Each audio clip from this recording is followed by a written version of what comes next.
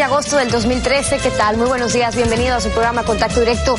Saludamos a quienes nos ven a esta hora ya por la señal de Ecuavisa Internacional. También recordándoles que nos pueden escuchar por Radio Centro y 97.7 FM en Guayaquil. Y además recuerde que puede seguirnos en directo en tiempo real a través de nuestra página web www.ecuavisa.com. ¿Qué tal, Enin? ¿Cómo te va? Muy bien, Steffi, amigos televidentes, un buen día para todos. Vamos con la información. Varias organizaciones sociales, entre ellas la CONAIE, la Ecuarunari, Acción Ecológica y ex colaboradores del régimen en la Asamblea Constituyente, llegaron ayer hasta la Corte Constitucional a fin de presentar la pregunta que proponen para una eventual consulta popular sobre la no explotación del ITT y la conservación del Yasuní.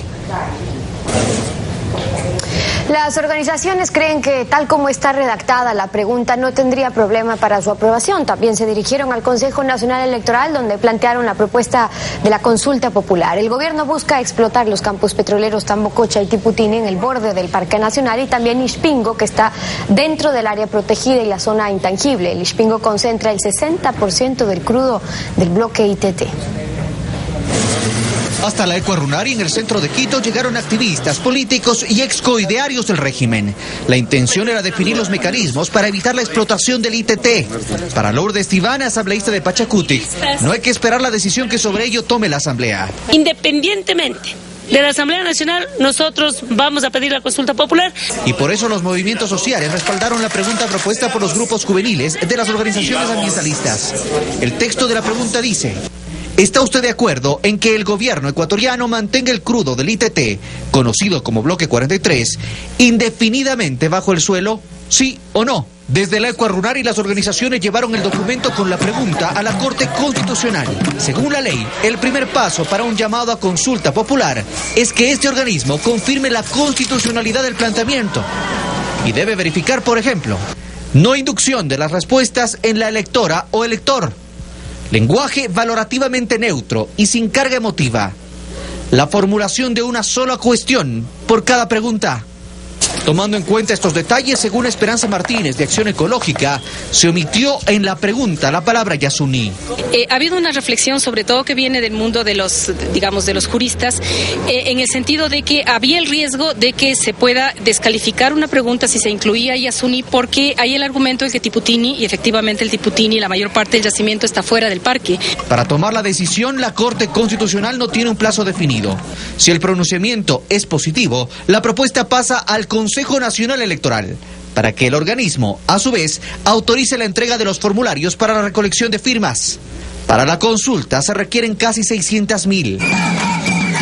Sin embargo, los grupos juveniles fueron en marcha hasta el Consejo Nacional Electoral para presentar también la propuesta de consulta. El abogado que auspicia el trámite de esta propuesta, Julio César Trujillo, explica para qué. El Consejo Electoral también solicite a la Corte Constitucional el dictamen previo a entregarnos los formularios para recoger las firmas. Según el Código de la Democracia, si se cumple con las firmas requeridas, el Consejo Electoral convocará en el plazo de 15 días a consulta popular, la que deberá efectuarse en los 60 días siguientes. La ex negociadora de la iniciativa Yasuní ITT, Ivonne Baqui, expresó su tristeza por el anuncio presidencial de poner fin a la propuesta de dejar bajo tierra los campos petroleros del ITT para empezar el plan de explotación petrolera. Baqui agradeció a los países donantes, a las organizaciones sociales y al propio mandatario. Vestida de verde, Ivonne Baqui, ex negociadora de la iniciativa Yasuní ITT, llegó al salón de un hotel de la capital. Se mostró conmovida por el fin del proyecto. Hay una promesa y un compromiso de preservar el Yasuní y seguiré luchando por esa causa con esperanza, con amor y pasión, porque creo en el Ecuador y cuando uno ama lo que cree, nunca lo abandona. Agradeció al presidente Rafael Correa, a los países aportantes y a las organizaciones sociales propuesta de dejar el petróleo bajo tierra. Logramos concientizar a cientos de millones de personas en el mundo. Por primera vez el Ecuador entró en la mente y el corazón de los pueblos. Si a esto no lo podemos catalogar como un éxito, ¿Qué podemos llamar exitoso? Explicó el mecanismo para devolver el dinero. Dijo que todo dependerá de una reunión con el fideicomiso que manejaba el fondo para el Yasuní ITT. Los ministros de Relaciones Exteriores y Movilidad Humana y de Finanzas deberán realizar la convocatoria para la sesión de la Junta del Fideicomiso para la iniciativa Yasuní ITT y decidir sobre el proceso de terminación y liquidación del patrimonio autónomo del fideicomiso. Marcela Guiñaga asistió a la rueda de prensa de Ivonne Baki. La segunda vicepresidenta de la Asamblea se refirió al pedido del presidente para que la función legislativa apruebe la explotación al ITT. De creer lo necesario la Asamblea, pero creo que es, un poco prematuro que la Asamblea Nacional se pronuncie cuando todavía no llega el pedido del presidente ni los informes que sustenten su solicitud. Ivonne Baki considera que la crisis europea y las necesidades de desarrollo de Ecuador influyeron para terminar con una iniciativa que quedará en la historia del planeta. La actualidad, los protagonistas, el análisis y la información en Contacto Directo. Hoy estaremos en contacto directo con Rosana Alvarado, primera vicepresidenta de la Asamblea Nacional, miembro de la Comisión de Derechos Colectivos. La explotación del ITT en manos de la Asamblea. Hoy vence el plazo para que los ministerios coordinadores de política económica, ambiente, justicia, de derechos humanos y recursos naturales no renovables entreguen sus informes sobre la viabilidad de la explotación petrolera en el Yasuní. Vamos a revisar este tema. También estaremos conversando con Esperanza Martínez, coordinadora de la campaña Amazonía por la Vida de la organización no gubernamental Acción Ecológica. La consulta popular para evitar la explotación petrolera en el Yasuní, la tala ilegal de árboles en la Amazonía que no ha podido controlar el gobierno y la entrada al Yasuní para explotar el bloque Ishpingo. El gobierno no ha ofrecido nuevas tecnologías para explotar el ITT. Vamos a analizarlas.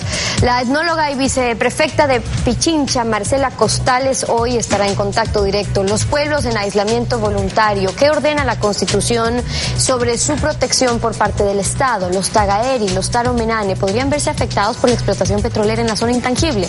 Lo vamos a examinar.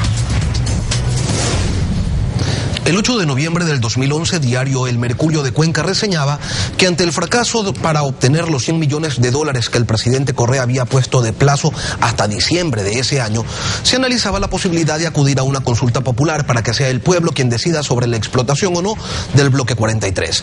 El diario buscó la opinión de Rosana Alvarado, asambleísta de País, quien señaló lo siguiente: pese a que reconoció que el tema no se había debatido dentro del bloque, la consulta popular es una opción válida. Todos hemos hecho todos los intentos, hemos golpeado puertas y habrá que evaluar desde todos los puntos y tomar una decisión sobre algo que es emblemático, que es una señal importante como el proyecto Yasuní. ¿Qué ha cambiado en 2 años para que el tema ya no requiera de esa evaluación y de ese análisis y de plano se rechace, o mejor dicho, ya no se respalde abiertamente la posibilidad de una consulta? Es lo que le consultamos a Rosana Alvarado. Muy buenos días. Lenin, amigos, amigas, buenos días. Yo me mantengo en esa tesis, no ha habido ningún cambio. Creo que este es un tema fundamental, relevante, que puede además utilizar caminos constitucionales y legales, como es el de la consulta popular.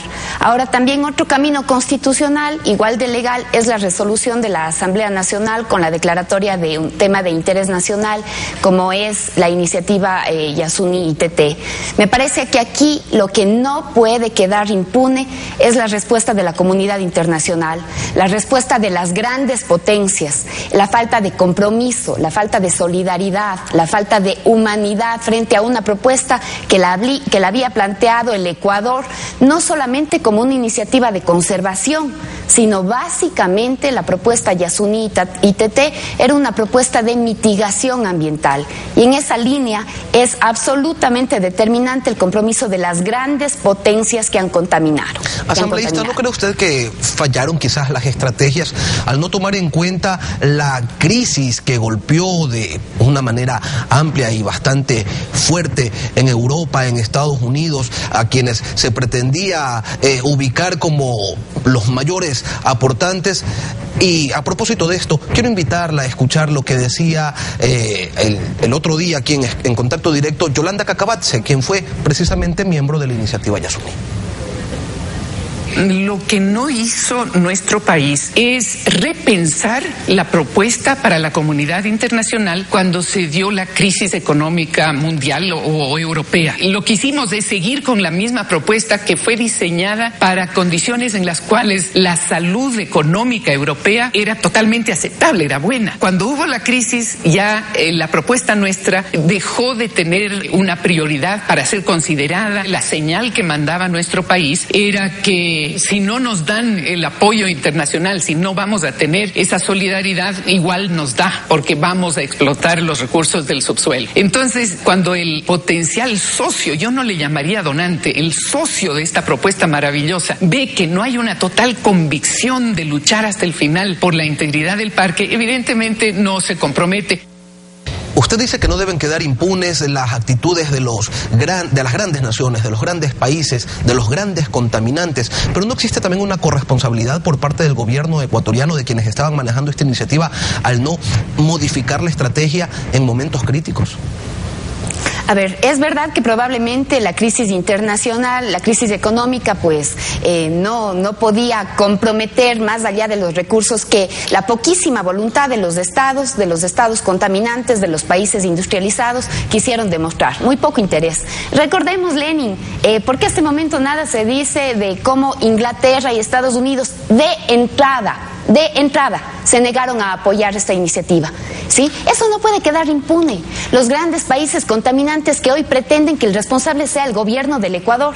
Nosotros hicimos todo lo posible. Evaluamos esta iniciativa 6 años. Siempre creímos en la posibilidad de un plan B. Ojo, esa no es un invento, no es un sueño de último momento, ni mucho menos. Fuimos criticados por tener también la alternativa B. La alternativa B también habla de conservación del parque con la explotación, como hoy dice el decreto del presidente, del 1 por 1000. Sigue siendo un tema fuerte, sigue siendo un tema doloroso, sigue siendo un tema que nos entristece, pero no le vamos a endosar la responsabilidad de esto al gobierno nacional y dejarle impune a un capitalismo que una vez más ha confabulado contra un país como el nuestro. El tema del cambio climático, el tema de cuáles son las medidas para proteger el ambiente, no es el tema de un país, es un compromiso intergeneracional con la humanidad. Así lo planteamos nosotros. Seguramente se habrá cometido errores, no, nadie puede hablar de una iniciativa perfecta, pero sobre todo aquí ha habido una orquestada internacional en contra de una iniciativa que era emblemática, en contra de una iniciativa que, siendo propuesta por un país pequeño, se ha mantenido vigente, ha significado el emblema del Ecuador y nos está dando este momento los resultados que tenemos. Rosana, apenas el 3% de la recaudación. Ustedes, vicepresidenta de la Asamblea, miembro del CAL, ¿tienen ya claro cuál va a ser el procedimiento a seguir previo a la autorización de la actividad extractiva dentro del Parque Nacional? Bueno, todavía no ha sido presentado el expediente de parte del Ejecutivo. Recordemos que la Constitución, cuando habla del artículo 407, pues en el artículo 407 se establece que el expediente deberá ser motivado. Entiendo que hoy es el último día para que los ministerios presenten los informes técnicos. Luego de eso ingresará a la Asamblea Nacional. La Asamblea podría eventualmente convocar a una consulta. Estamos utilizando mecanismos constitucionales que también hablan de la autorización de la propia Asamblea Nacional. Es la utilización de lo que dice uno de los artículos de la Constitución. Hay que estar pendientes del artículo 407, no se puede entender solo, sino también en el bloque de constitucionalidad y con el artículo 57. Con eso, sobre todo, hay que tener extremo y delicado cuidado. Luego de esto, el CAL, el Consejo de Administración Legislativa, tiene que calificar el expediente y ese tendría que pasar a una de las comisiones de la Asamblea Nacional, constituir una comisión ocasional, es perfectamente posible, conformar una comisión en donde, por supuesto, estén representadas además las fuerzas diferentes de la Asamblea, reconociendo que tenemos una mayoría importantísima, pero hay que darle legitimidad, y la comisión tendría que presentar 2 informes. Allí es similar a los proyectos de ley, 2 informes. Ese informe, el primero, no puede ser menor de un plazo de 15 días y después del debate en el Pleno, pues se procederá al siguiente informe antes de la aprobación. Ese es el camino a través de la Asamblea Nacional. Corríjame si me equivoco, Rosana. ¿Ustedes dentro de la Asamblea, el bloque de gobierno, está considerando la posibilidad de analizar el documento que remitirá el presidente y convocar una consulta popular? Bueno, no nos hemos pronunciado en torno al tema de la consulta, Lenin. Yo ratifico que es absolutamente legítima la posibilidad de que desde las organizaciones, los movimientos sociales, las juventudes planteen la necesidad de llegar a una consulta. Lo que tienen es que reunir ellos las firmas. Pero usted, ¿qué dice? ¿Estaría de acuerdo con un planteamiento de este tipo? ¿Usted está a favor de una consulta? Hablo de Rosana Alvarado, persona, no asambleísta, no miembro del país. Bueno, la consulta para un tema trascendental como este es perfectamente posible. Yo estoy de acuerdo en que la ciudadanía tiene el legítimo derecho, la posibilidad de exigir una consulta popular si es que reúnen las casi 600.000 firmas que son necesarias. Es un 5% del padrón. Eso es posible, ¿sí? Ahora, yo no le resto legitimidad a la representatividad y a las decisiones que tengamos que asumir en la Asamblea. Precisamente para estos temas duros, Lenin, hay que saber dar la cara también. La Asamblea tiene que pronunciarse, no podemos huir de una responsabilidad inmensa. La ciudadanía puede hacer lo suyo y nosotros también. Ambos caminos son constitucionales, ambos son legales, ambos son legítimos cuando tenemos una representatividad como la que hemos conseguido. El Ejecutivo refiere en el decreto 74 que solicitará a la Asamblea precisamente la autorización para la exploración petrolera en el Parque Nacional Yasuní, pero resulta que solo existe un plan para la explotación de Tiputini y Tambococha, en donde se encuentra el 40% de las reservas. El otro 60% están en Ixpingo, en donde no se ha desarrollado ningún tipo de proyecto hasta el momento. Además, ese campo no se encuentra en los bordes, como los otros dos, como Tiputini y Tambococha, sino dentro de él, por lo que la afectación en caso de explotarlo sería indefectiblemente mayor a la prevista en los otros dos. ¿Van ustedes a autorizar entonces, bajo estas premisas, que se explote Ixpingo, que aún no tiene estudios, donde aún no se ha analizado cuál podría ser el impacto ambiental, o solamente Tambococha y Tiputini, en donde ya existen este tipo de análisis? Es que cualquier tipo de explotación es con los estudios y con todas las licencias previas. Son procedimientos largos, son procedimientos rigurosos, tienen que ser procedimientos rigurosos y exigentes antes de autorizar una explotación de este tipo. En la Asamblea Nacional el expediente pues todavía no ha sido calificado, de hecho aún no ha sido ingresado dentro de la Asamblea Nacional, así que no conocemos la propuesta en el sentido específico. El presidente, y en eso yo sí quiero ser clara, vamos desde la Asamblea Nacional, en virtud de algo que además ha propuesto el presidente, la discusión se hará sobre cuál es la conveniencia, el interés nacional de un tema como este, pero además no vamos a dejar de poner requisitos de exigencias fuertes si es que eventualmente se da esta autorización después de una discusión que tiene que integrar no solamente capítulos de una larga historia sobre el Yasuní, hay que comprender la dimensión de lo que era el Yasuní, la posibilidad de que el mundo responda, el capitalismo, la interpelación del capitalismo que había hecho un país como el Ecuador, el cambio de la matriz productiva que desde nuestra perspectiva, desde nuestro programa de gobierno es fundamental y es determinante antes de tomar las decisiones. Aquí, como nunca antes, me parece importante que además aclaremos y hablemos de algunos datos. ¿Cuántos eran los recursos que antes desde el gobierno nacional se asignaba para la protección de parques? ¿Cuántos son los recursos que en este momento se asignan? ¿Cuánto nos falta todavía para poder desarrollar una buena tesis de conservación, una buena tesis amigable con el ambiente? La protección de un parque nacional se mantiene. Este parque nacional Yasuní calificado así pues significa protección. Tal vez el plan A, el que ilusionó a todo un país, fue desconectado de su circulación por la poca respuesta del capitalismo, de las grandes potencias, de las empresas que han hecho lobby. El caso Chevron es un caso importantísimo para que impugnemos esa forma de actuación de esas empresas, de esas tesis, de los países que más contaminan, de los países que están en deuda con el Ecuador. Y que para evitar contaminaciones como las que ocurrieron con Chevron, se va a explotar con altísima tecnología para evitar una afectación mayor en un ecosistema ya sensible, es lo que ha dicho el presidente de la República. Pero quiero invitarla a escuchar el criterio de la exministra de Ambiente, Yolanda Cacabatze, precisamente sobre este tema.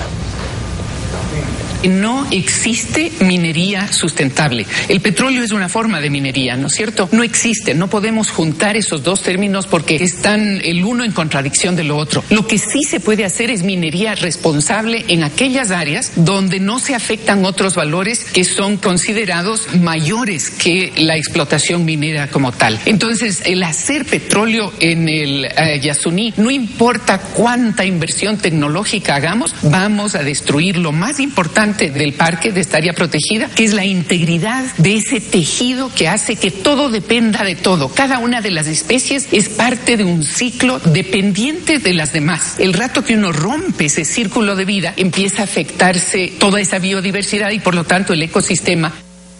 La ministra de Ambiente, Lorena Tapia, quien ya presentó su informe al presidente de la República, ha señalado que la zona donde se va a intervenir está calificada como de alto riesgo y de alto impacto por la autoridad ambiental. Usted, por su experiencia como presidenta de la Comisión de Biodiversidad, conoce bien que cuando existe un alto riesgo, cualquier desajuste puede generar consecuencias irreparables. Así es, son temas muy delicados, por eso mismo es necesario que el expediente esté sustentado en los informes técnicos, Lenin. El proceso que ha desarrollado el Ecuador de ir además hacia el cambio de una matriz productiva nos hace menos dependiente de los recursos naturales. Aún con la propuesta B, aún con la tesis B, nosotros no le estamos apostando por una extracción irresponsable de nuestros recursos limitados. El país ha sido consciente y consecuente de una propuesta programática que habla de que, por ejemplo, en pocos años vamos a dejar de depender del gas licuado de petróleo. En pocos años la innovación, la ciencia, el conocimiento, la tecnología van a poder ser parte del desarrollo del país. Nuestra transformación en los sistemas de educación, la calificación de las universidades, nos da cuenta de un cambio de matriz productiva. Esos son temas que antes no podían siquiera ser discutidos por ningún gobierno. Pero que no existe, no existe la explotación responsable, es lo que decía Yolanda Cacabatze. ¿Usted qué opina sobre eso? Bueno, yo soy incapaz de decir que no existen impactos después de las actividades extractivas o de las actividades humanas. Naturalmente todas las actividades generan impactos, unos más fuertes, más profundos que otros, pero este ha sido el gobierno que ha podido poner y establecer mayores restricciones. Este es el gobierno que le está denunciando a Texaco, a la Chevron a nivel internacional por lo que le ha hecho al país, por la llaga, por la herida abierta que le ha dejado al pueblo ecuatoriano. Este es el gobierno que, después de que apenas menos de $3 millones se destinaban para la protección de áreas, este gobierno ha llegado a establecer un presupuesto de 21 millones, todavía insuficiente, pero absolutamente conscientes, coherentes con la necesidad de establecer una política ambiental mucho más fuerte, muchísimo más clara, más poderosa frente a las intenciones de transnacionales que han estado acostumbrados al saqueo del país. Asambleísta, el ministro de Justicia dice que en la zona del Parque Nacional Yasuní no hay presencia de pueblos no contactados, que este es el resultado de la unidad de monitoreo que fue creada precisamente por el presidente de la República vía decreto en el año 2010. ¿Esto es suficiente? ¿No se requiere quizás de un estudio más a fondo, tomando en cuenta que son pueblos nómadas y que no sería nada raro que esta unidad de monitoreo no los haya visto nunca, porque precisamente la intención de Taromenanes y Tagaeris es la de no tener contacto con este otro mundo? A ver, en el tema de los pueblos en aislamiento, como es la calificación de Naciones Unidas, nosotros hemos establecido un plan de medidas cautelares que es importante. También en el caso del Ecuador se estableció una zona de amortiguamiento. Ojo que esto no tienen todos los países. Recién el Ecuador es el que además más ha desarrollado el tema de cómo aborda la existencia de pueblos en aislamiento y cómo aborda una franja de protección, una zona de amortiguamiento precisamente para precautelar la existencia de estos pueblos. Lo que ha dicho el ministro de Justicia es que en la zona donde se daría la explotación, no ha habido avistamientos, o al menos no hay reportes de esos avistamientos después de estudios, después de cámaras de video, de cámaras de vigilancia que durante largo tiempo se han establecido allí. Es verdad que hay unas características sobre las cuales hay que sentarse y tratar con muchísima responsabilidad el tema. ¿No? Hay algunos, no todo está dicho ni todo está descubierto, pero aquí también, Lenin, hay que tener cuidado. Cualquier persona no puede ser la calificada para para determinar cuál es la situación real de los pueblos en aislamiento.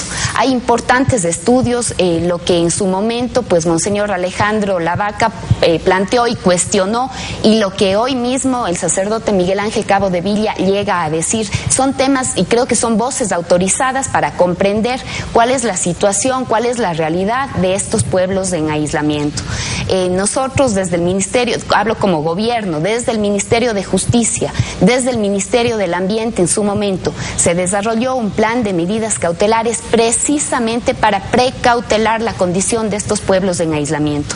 La Constitución en su artículo 57, en los últimos incisos, habla de la necesidad de que el Estado tome todo tipo de herramientas y de medidas para precautelar la situación de los pueblos.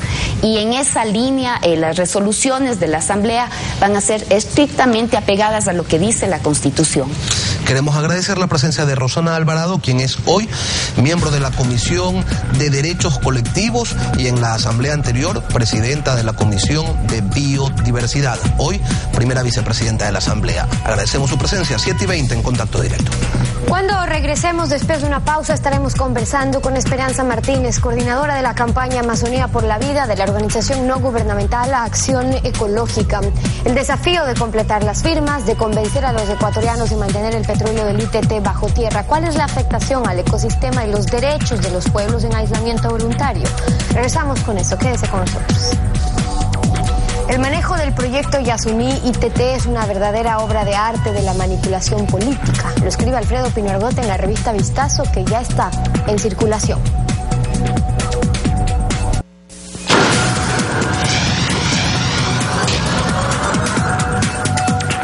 Son las 7:24 en Contacto Directo. Ayer Acción Ecológica, miembros de la CONAIE, la Ecorunari y organizaciones que promueven una consulta popular fueron hasta la Corte Constitucional para presentar la pregunta que sugieren se le haga al pueblo ecuatoriano. Y dice, ¿está usted de acuerdo en que el gobierno ecuatoriano mantenga el crudo del ITT, conocido como Bloque 43, indefinidamente bajo el suelo, sí o no? Esperanza Martínez, coordinadora de la campaña Amazonía por la Vida de Acción Ecológica. Bienvenida, gracias por estar con nosotros. Buenos días. Fueron también al Consejo Nacional Electoral para la autorización a todo el proceso de recolección de firmas. ¿Creen que ese es el camino? ¿No esperan que la Asamblea convoque a una consulta popular por su propia cuenta? Bueno, realmente hay un camino previo. La Asamblea Nacional tendría la facultad y realmente tendría la obligación de hacer un análisis en relación a cuáles son los intereses nacionales el momento en que se plantea la explotación del ITT.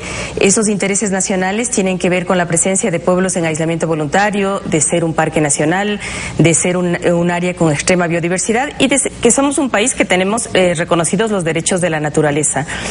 Con eso sería suficiente para que no haya actividades petroleras en esta zona. Sin embargo, algunos asambleístas se han adelantado a decir que no estarían dispuestos a convocar a una consulta popular. Además, a nosotros nos preocupa que de convocarse una consulta popular se deje al Tiputini por fuera. El Tiputini vendría a ser la puerta de entrada, vendría a ser la zona en donde se instalaría toda la infraestructura y obviamente esto afectaría al conjunto del parque. Entrando a temas del ecosistema y del medio ambiente, el gobierno ha argumentado para la explotación del Yasuní, del ITT, que existen otras formas de afectación al medio ambiente que son peores que la explotación petrolera, como la contaminación del agua, como la tala de árboles. Escuchemos lo que dijo el presidente. Probablemente todo lo que utilizaremos en el Yasuní para sacar el petróleo es lo que se va en 2 días de deforestación ilegal que está sucediendo en este momento en nuestra selva amazónica. Y no tenemos los recursos, los medios para cuidar nuestra selva, para controlar y castigar, entre otras cosas, esa tala ilegal de bosques. ¿Qué dice usted sobre eso y por qué no se ha podido controlar el problema de la tala indiscriminada de árboles, que es una actividad ilegal? Bueno, debo empezar diciendo que justamente la actividad petrolera es una de las responsables de esa actividad, de esa contaminación y de esa deforestación. En estas zonas, en la zona amazónica, son en las plataformas petroleras en donde se acumula la madera que sale ilegalmente, en este caso del Parque Nacional Yasuní, y que la actividad petrolera es justamente la principal fuente de contaminación que hay, por lo menos en esta región. Entonces, no podemos pretender que son actividades desconectadas.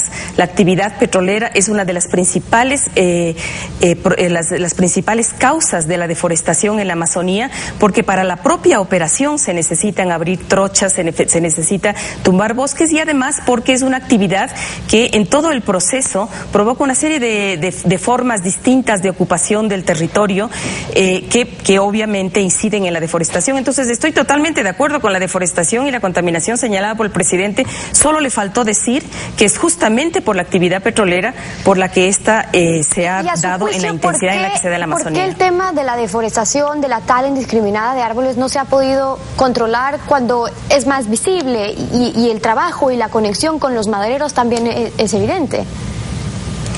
Y bueno, yo creo que no es tan sencillo controlar la deforestación si uno mantiene activas las causas subyacentes de esa deforestación. ¿Por qué se deforesta? Se deforesta porque se abren vías y por esas vías sale la madera. Se deforesta porque hay la posibilidad de que entre gente que saque esa madera. Es decir, si uno no enfrenta las causas profundas, digamos, las causas subyacentes de la deforestación, entonces no es solamente un problema de control.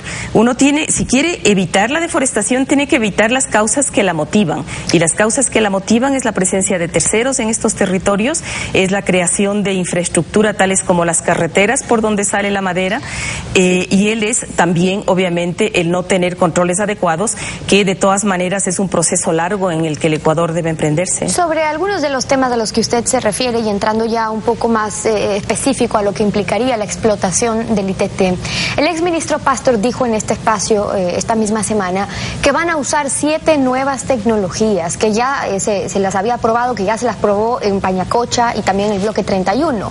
Dijo que no se van a construir carreteras, que no se va a procesar el crudo en el sitio porque la refinería está en Edén Yuture, que está a 75 kilómetros, que se va a bombear el crudo con agua y gas hacia allá, y además que todo el movimiento de materiales o de personas será helitransportable y que el oleoducto estará fuera del parque. Con todo esto, ¿no se logra minimizar el impacto? Bueno, yo lo primero que quisiera anotar es cuál es el récord y cuáles son los antecedentes de la misma Petroamazonas. Yo creo que uno no puede hablar, digamos, es muy difícil pensar que puede haber actividad petrolera responsable. La actividad petrolera siempre provoca daños y grandes. No creo que haya ninguna empresa que salga por fuera de este esquema de provocar impactos inmensos. Recordemos que en el derrame del Golfo estaba BP y una empresa sueca que tenían los más altos estándares ambientales aparentemente. Ahora, en el caso de Petroamazonas, en las zonas donde Petroamazonas está operando, hay graves impactos. Yo creo que si uno quiere limpiar su imagen y decir que son una empresa de punta, debería hacerlo en esas zonas. Hay campos, por ejemplo, como el campo Libertador, en donde Petroamazonas está operando desde enero de este año, pues antes estaba Petroecuador. Desde enero de este año hasta la fecha, son 7 meses, han ocurrido 7 derrames. Es decir, si hablamos de tecnología, si hablamos de responsabilidad, apliquémosla en donde están. No vamos a aplicar en la zona más frágil del Ecuador, como es en este caso el Parque Nacional Yasuní. Ahora, adicionalmente, yo creo que el Petroamazonas y el Gobierno Nacional tienen responsabilidad sobre lo que está ocurriendo en el conjunto del parque. ¿Por qué se está hablando de aplicar estas tecnologías en esta zona y sin embargo todo el resto del parque está siendo profundamente intervenido y hay un grado, digamos, de descuido en todas esas zonas? La misma zona de Edén Yuture es una zona en donde hay problemas, las comunidades se han quejado muchísimo por problemas sociales y ambientales. En la zona del bloque 31, si uno hace una observación, desgraciadamente la única manera de entrar a esa zona es de entrar burlando las seguridades, porque no es que se pueda hacer control ciudadano y entrar a observar qué es lo que hay, se ha logrado hacer una visibilización entrando por otros lados con comunidades o por aire, y se observa que la carretera es impresionante, se observa que el puerto de entrada es realmente doloroso.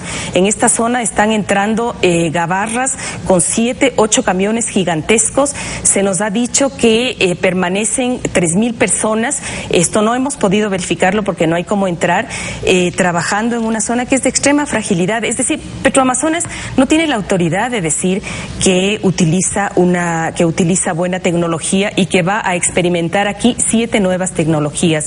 Lo cierto es que cuando se lanzó la iniciativa ITT, se habló de dejar de sacar crudo porque estaba probado, porque estaba verificado, porque estaba plenamente argumentado, no solamente por ecologistas. El presidente de la República ha repetido en todos los escenarios argumentos tales como la presencia de pueblos en aislamiento voluntario, la fragilidad de la biodiversidad, la necesidad de trascender a modelos postpetroleros. Yo creo que de esos temas estamos hablando, y esos temas no podemos desmontarlos de la noche a la mañana. Como usted bien dice, ya se están explotando otros bloques, 4 bloques en la parte norte del Parque Nacional y el bloque 31 que está justo al lado del ITT. Entonces, ¿este no podría ser uno más, o qué tiene de particular este bloque si en efecto se llega a considerar, y además no solamente el TT, que es lo que estaba contemplado en un inicio, sino también el Ispingo, que está en el corazón del Yasuní? Tiene de particular que era la única zona en donde no se estaban haciendo actividades petroleras. Tiene de particular que es la única faja de bosques que estaría conectando la parte norte intangible, la zona del Cuyabeno, y la parte sur de los pueblos en aislamiento voluntario. Tiene de particular que si queremos crear un corredor de bosques, es lo único que queda en pie, y adicionalmente esta parte es, en la medida que es un poco más baja, es una parte más frágil porque es una parte inundable, es una parte que es como una inmensa laguna. Digamos, es una inmensa laguna que aún no está afectada. Yo debo decir que la mayoría de estudios sobre biodiversidad, de la fragilidad del ecosistema, todos estos datos que escuchamos de tener más árboles y arbustos que en todo Canadá y Estados Unidos juntos, todos estos récords ambientales, son estudios que se hicieron en el bloque 31. Desgraciadamente, en el bloque 31 ya tenemos la presencia de la empresa, y es una presencia que, de no explotarse el Ispingo, Tambocoche, Tiputini, probablemente tendría que levantarse, porque en esa zona hay poquísimo petróleo. Nosotros aspiramos a que si los ecuatorianos planteamos y logramos, recogiendo las firmas que se deben, comprometer al gobierno a no explotar el ITT, podamos también resolver el 31. Usted hacía referencia que después de una campaña intensa a favor de la protección del Yasuní, es positivo también que los ecuatorianos hoy vean como una necesidad el preservar su parque nacional. Además, en esa misma campaña se reconocía siempre el derecho de los pueblos indígenas aislados. Recordemos algo de eso.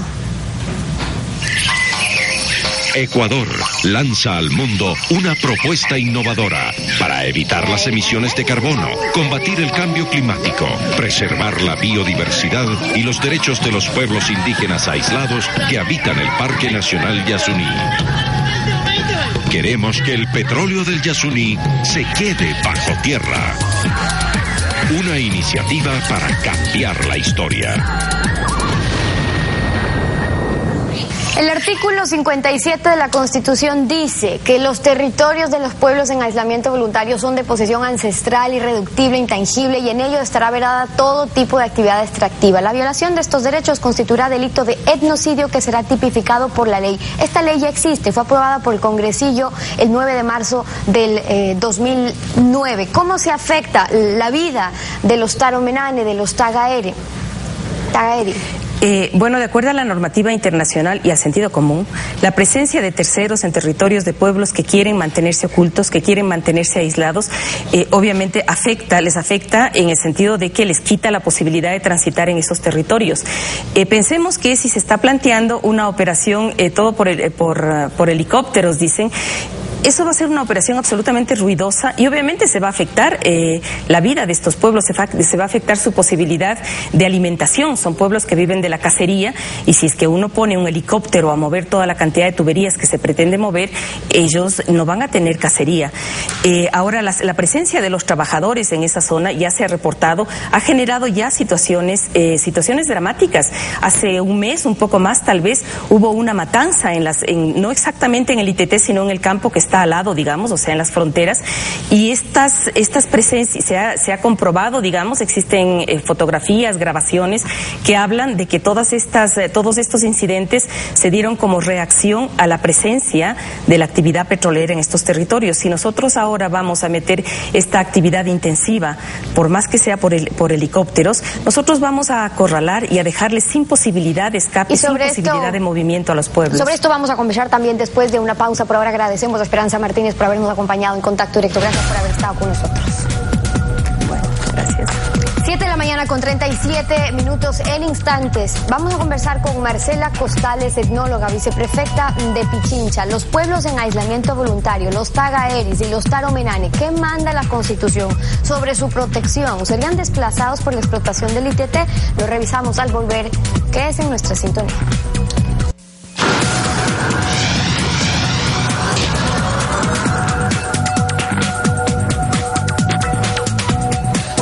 La etnología se consideró por años como el estudio de las sociedades sin escritura o sin mecanizar, por no decir primitivas, entendiendo el término primitivo como cercano a la naturaleza, salvajes o bárbaros de acuerdo a antiguos y desactualizados conceptos.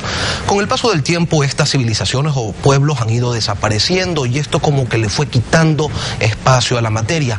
La doctora Costales, Marcela Costales, ella es etnohistoriadora, se encuentra en nuestros estudios y le preguntamos de inicio, ¿la etnología tiene cabida en el Ecuador del siglo XXI? Buenos días, licenciada Artieda. Por supuesto que tiene cabida en el siglo XXI, porque lo que usted describe como el estudio de los pueblos primitivos es más que eso, es el acercamiento a otro tipo de civilizaciones que no han sido completamente comprendidas por nuestros esquemas occidentales. De manera que tiene enorme cabida porque tenemos pueblos como los misquitos, como los sumos, como los garífonas en Centroamérica y las 13 familias etnolingüísticas que todavía sobreviven en el Ecuador, que son estructuras vivas, que son sociedades en desarrollo, pero con un esquema de valores distinto al que nosotros hemos calificado como civilización. Tiene plena vigencia la etnología. Más aún tomando en cuenta que existen aquí dos pueblos en aislamiento voluntario, los tagaeris y los taromenanes. Usted, doctora Costales, está escribiendo una biografía de Monseñor Alejandro Lavaca. ¿Quién es Alejandro Lavaca? Bueno, pues quien visibilizó a los pueblos ocultos del Ecuador, precisamente los tagaeri y los taromenanes. Desde su visión, doctora, ¿la explotación del Yasuní los afectará? O como dice el ministro de Justicia, en el Parque Yasuní ellos ya ni siquiera transitan. Mire, yo creo que una de las cosas más importantes que ha logrado esta iniciativa vanguardista, la iniciativa de tratar de conservar este Parque Yasuní como una forma de mitigar los cambios climáticos, es el haber despertado la conciencia sobre una zona tan importante. Es verdad, hay una gran cantidad de especies que defender en esta zona, un ecosistema privilegiado, pero sobre todo hay que pensar en los seres humanos.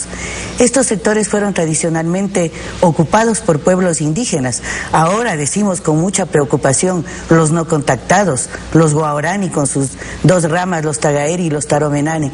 Pero ¿quién se preocupó cuando hace 10 años alamas, secoyas, algunos grupos quichuas se extinguieron en el mismo río Cuyabeno, en el mismo río Yasuní? Nadie se preocupó por eso. Ahora existe una conciencia clara porque se ha despertado este tipo de pensamiento. Por supuesto que toda intervención en estos territorios incide sobre estos pueblos indígenas. Se le llama aislados voluntariamente, pero no es así. Si se aislaron, si se ocultaron, es porque han sido sujetos de una de las más criminales amenazas que ha existido sobre pueblo alguno. Recuerde usted que más o menos en 1860 entraron los caucheros brasileños, extinguieron a los guaraníes, mataron más o menos 60,000 personas, se llevaron a los hombres en edad productiva y los diezmaron. Todas estas acciones han hecho que se vayan internando en la selva, además considerando que los guaraní nuestros son una sola familia etnolingüística con los guaraní del Perú y no reconocen fronteras. Dejemos en claro esto, entonces, doctora, una cosa dejémosla bien clara. El aislamiento voluntario no es realmente una opción tomada por ellos, sino más bien una estrategia de supervivencia. Así es, son pueblos ocultos porque, como le digo, han sido permanentemente agredidos. Algunos de ellos, hay grupos como los alamas que también fueron una cultura ancestral importantísima, ya se han extinguido. De los guaraní no podemos tener un registro exacto y sus dos, digamos, clanes se lo llamaría, los tagaeri y los taromenane, tampoco podemos decir que tenemos un registro exacto, pero la creación de esta zona intangible para colaborar con el desarrollo de estas poblaciones es muy importante. Es más que un colchón de amortiguamiento, es un trazado geográfico que permite el desplazamiento de pueblos que son seminómadas. Tienen pequeños cultivos, pero generalmente viven de la recolección y de la cacería y siguen con sus prácticas ancestrales. Monseñor Lavaca se adentró en el estudio de estos pueblos, Monseñor Cabodevilla actualmente lo ha hecho, y la labor de los capuchinos fue una de las más importantes para conocer un pensamiento completamente distinto al pensamiento occidental, un pensamiento que va comulgado con la naturaleza, que se basa en la familia, pero que también tiene una línea de sangre común con los otros sectores guaraníes que están ubicados en el Perú, y también los nuestros se desplazan hacia el Perú y los del Perú vienen a nuestros territorios. Ahora, porque para ellos no existe esta frontera. Doctora, precisamente los estudios de Monseñor Lavaca y de Monseñor Cabodevilla son los que llevaron a que proteger la vida y la integridad de los pueblos tagaeri y taromenane sea la mayor responsabilidad que dispuso la Comisión Interamericana de Derechos Humanos al Estado ecuatoriano en el 2006, entre otras medidas cautelares. Si ellos están en riesgo, si ellos ya viven en un permanente riesgo, la anunciada explotación petrolera podría ser quizás la gota que derrame el vaso. No creo de esa manera, porque este riesgo, licenciado Lenin, ha venido dado precisamente por una colonización indiscriminada. Recuerde usted que años atrás el IERAG entregó terrenos en estas zonas a los colonos con la obligatoriedad de que se cortara la madera y se hicieran terrenos de cultivo. El avance de la frontera agrícola es una de las principales amenazas para estos pueblos y para los otros pueblos que no estamos tomando en cuenta, como los secoyas. También la presencia de los madereros, y no han sido solamente madereros nacionales, y no exclusivamente esperan que se abra una trocha, tienen mecanismos para abrir caminos pequeños y sacar la madera. Una explotación responsable del petróleo, una explotación que respete la zona intangible, que utilice una metodología de trabajo que realmente no atente contra el ecosistema, no va a afectar a estos pueblos. Además, hay que preparar a quienes vayan a incidir en esta explotación, a los trabajadores y demás. Hay que darles una capacitación necesaria en el caso de que tuvieran un encuentro con estos pueblos ocultos, porque hay mecanismos, hay metodologías para no entrar en conflicto e inclusive para propender a que estos pueblos puedan desarrollarse utilizando la explotación petrolera. Mire que, por ejemplo, en Nicaragua, en la zona de Ciuna, Rosita o Bonanza, que es uno de los triángulos mineros de oro más grande que tiene Centroamérica, una explotación responsable permitió una vida mucho más óptima de los humos y garífonas, y esto ha sido reconocido a nivel internacional. No se puede proteger a estos pueblos ocultos de espaldas a la modernidad, de espaldas al siglo XXI, de manera que esta zona intangible es más bien una protección para ellos. Pero son sociedades, son conjuntos de personas extremadamente sensibles. Hace pocos días los Mashcopiro en el Perú se dejaron ver. Los especialistas señalan que este grupo en aislamiento voluntario llegó hasta una comunidad en busca de alimentos, empujados por madereros, por mineros y también por narcotraficantes. A esto se podrían ver expuestos los no contactados del Ecuador, tomando en cuenta que usted mismo lo señala, los madereros no necesitan de trochas ni de carreteras para ingresar a un territorio y empezar a hacer daño. Realmente ya se han visto expuestos nuestros pueblos ocultos a situaciones como estas y han salido, y el propio Monseñor Lavaca lo describe en las crónicas guaraní, a tener relación con otros pueblos precisamente en búsqueda de comida o en búsqueda de medicina.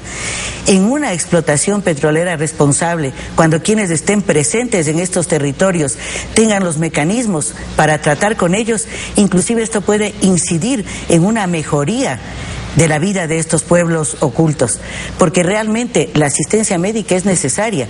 2 o 3 veces en este año los propios capuchinos han determinado que salieron miembros de los Taromenane a pedir asistencia médica. Si se puede establecer con ellos una relación bastante dúctil, una relación que respete sus costumbres y ayudar con asistencia médica, ellos lo van a recibir. Por supuesto que no es permanente, porque ellos van a volver a ocultarse. Es su sistema de vida, es su mecanismo de vida y además de su forma de ver al mundo. Pero en estos ligeros contactos, en estos esporádicos contactos, se puede hacer muchísimo por los pueblos ocultos y por un mayor bienestar de los mismos. Doctora Costales, quien irrespetare la autodeterminación de un grupo étnico, racial y religioso o su voluntad de permanecer en aislamiento voluntario será considerado etnocidio. Esto lo aprobó el congresillo que devino de la Asamblea Constituyente, entidad que tuvo una mayoría de gobierno. Ellos introdujeron esta reforma en el Código Penal y dijeron que lo hacían precisamente para proteger a los pueblos que viven en aislamiento voluntario de nuestra Amazonía.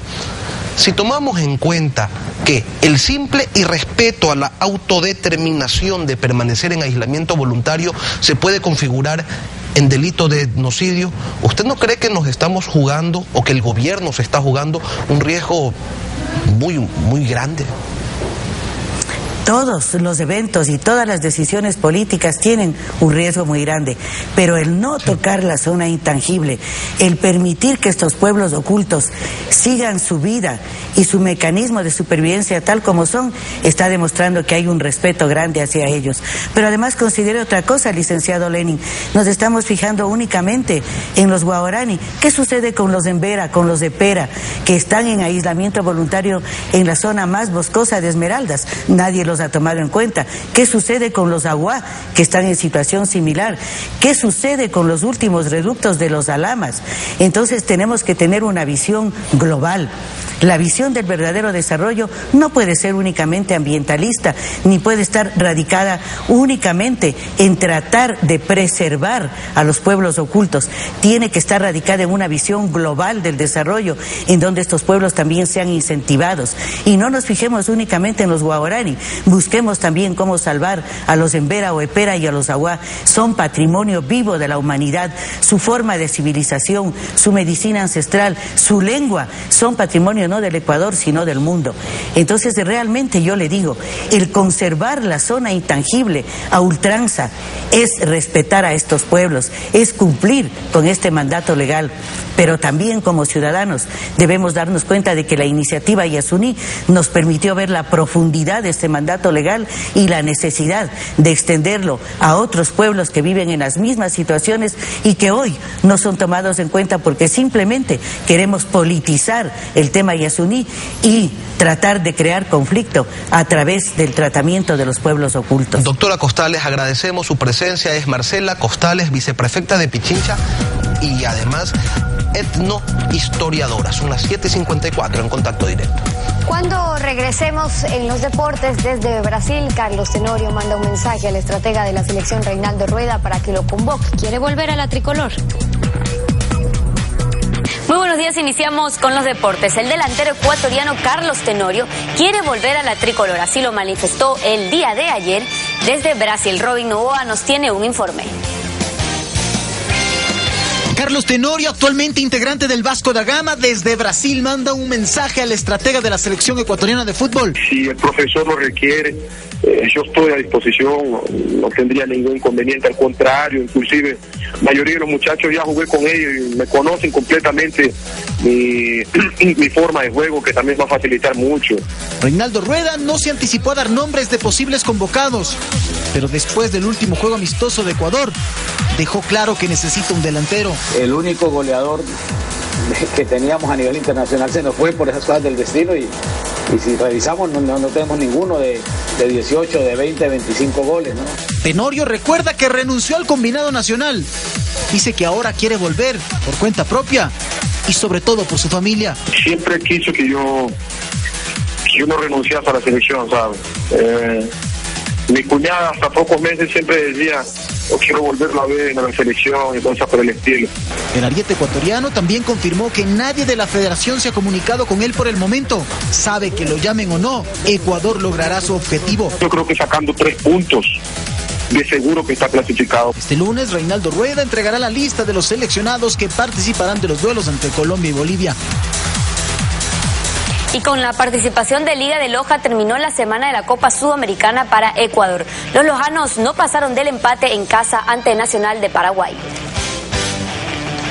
En el estadio Reina del Cisne, Liga de Loja recibió a Nacional de Paraguay por la Copa Sudamericana.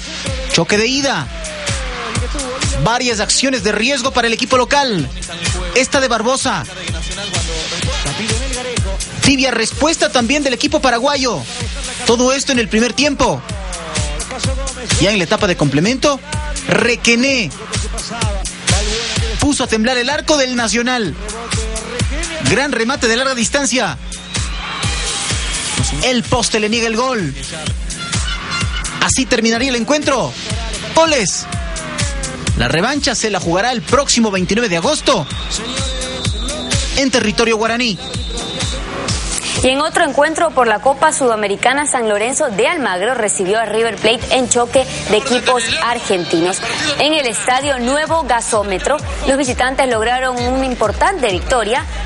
En el minuto 18, con un tiro libre del paraguayo Fabro, una serie de rebotes, y lo aprovechó Jonathan Ramón Maidana, que marcó la única conquista del partido.